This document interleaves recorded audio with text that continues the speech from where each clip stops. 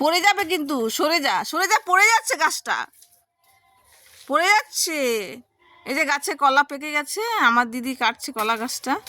এই আস্তে আস্তে, দেখিস তোর গায়ে না পড়ে, আস্তে আস্তে কাট।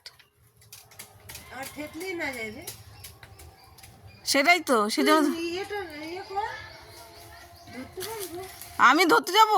মাথা খারাপ নাকি? এই মটমট মটমট করছে, সর। কাঁঠালি কলা গাছ পড়ে যাবে মনে হচ্ছে, আস্তে আস্তে পড়ুক, ওটা ওটা নিজে থেকে আস্তে আস্তে পড়ুক।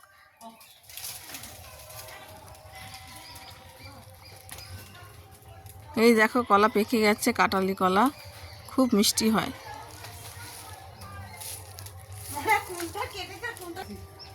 ভুল কেন, ভুল কেটেছিস নাকি?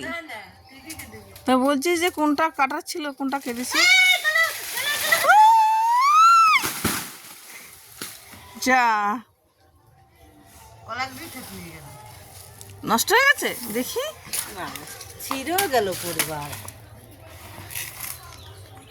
পেকে গেছে দেখি।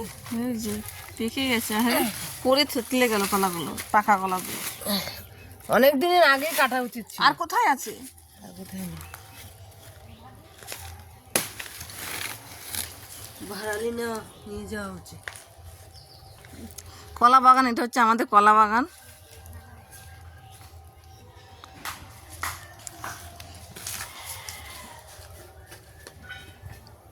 এটা এখনো কাঁচা নাকি?